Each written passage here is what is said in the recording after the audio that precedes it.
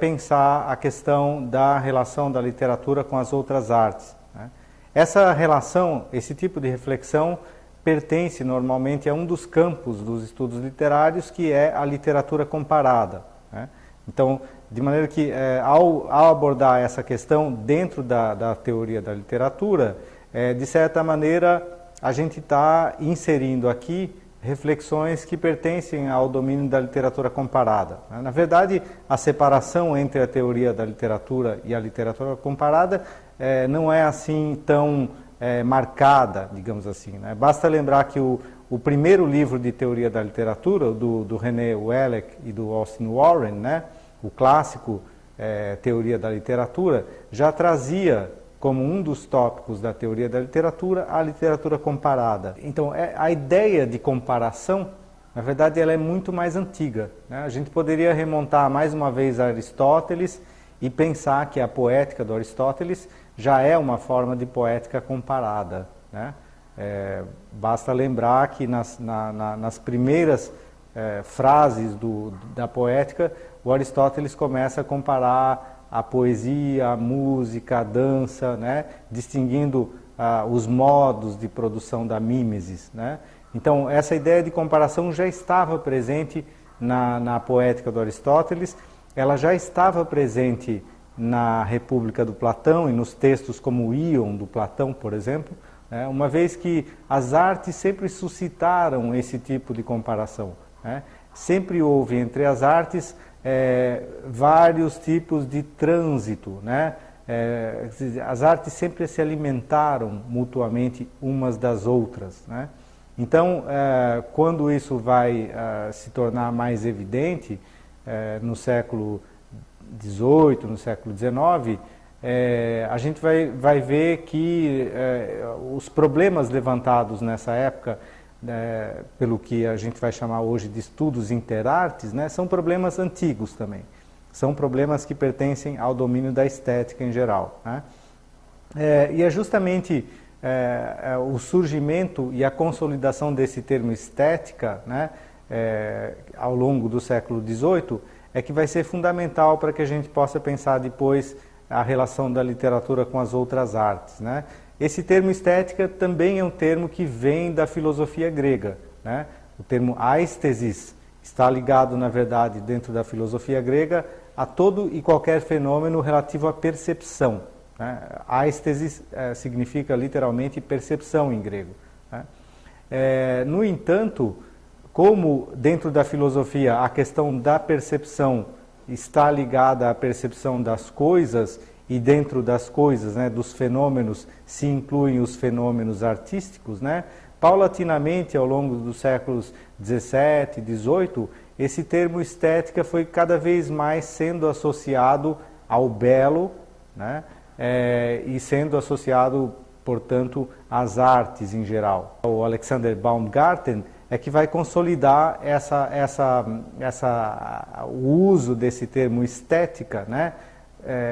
Tal como a gente conhece hoje, ou seja, estética é o campo, né, da filosofia que estuda prioritariamente a arte, né? Posteriormente, a gente vai ver uma crítica a esse termo no Hegel, né, que vai propor, ao invés de estética, a ideia de filosofia da arte, né?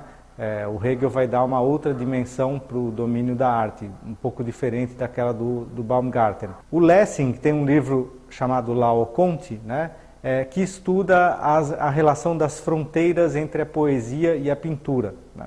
Ele parte da obra do Horácio, dessa reflexão que o Horácio estabelece na poética, na ars poética, sobre a poesia e a pintura, né? Ao fazer isso, o Lessing propõe, na verdade, um estudo dessas fronteiras e um estudo que vai, na verdade, aproximar as duas artes, né? Vai tentar entender como existe algo de poesia na pintura e algo de pintura na poesia, né?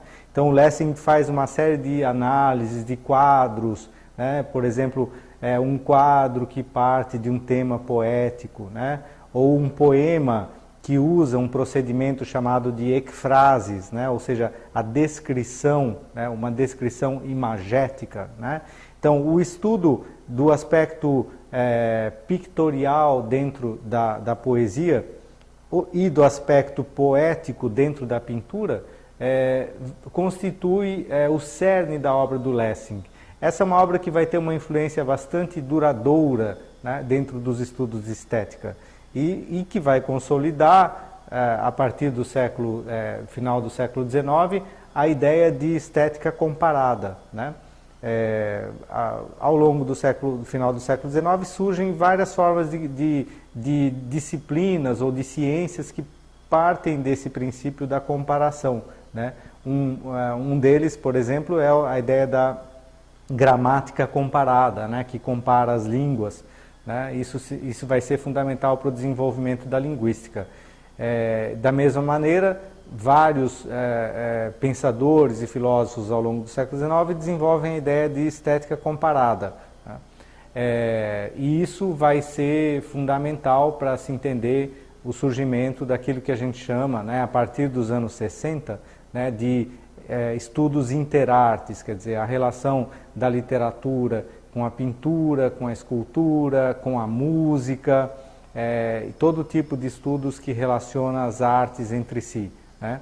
Mais recentemente, na Alemanha, nos anos 80, surge um conceito que deriva, de certa maneira, da estética comparada e que deriva da obra do Lessing, que é o conceito de intermedialidade, né? O conceito de intermedialidade surge entre pesquisadores de germanística e comunicação, e a partir desse conceito vai ser possível comparar não apenas as artes, mas toda forma de comunicação midiática, né? Então, dentro dos estudos de intermedialidade, é possível pensar a presença da fotografia no cinema, a presença do cinema na literatura, a presença da televisão dentro do cinema, a importância que pode ter a imprensa dentro da literatura e assim por diante, né? Isso tudo é, de certa maneira, um sinal de abertura do campo literário para uma série de manifestações culturais que partem dessa ideia, né, do que a gente chama hoje em estudos de comunicação de convergência, né? Nós vivemos num mundo de convergência, né? Em comunicação se fala de convergência midiática, né? Ou seja, as mídias são cada vez mais convergentes, né? Um telefone é ao mesmo tempo câmera, gravador, câmera de filmar e um aparelho que comunica e ao mesmo tempo registra, né?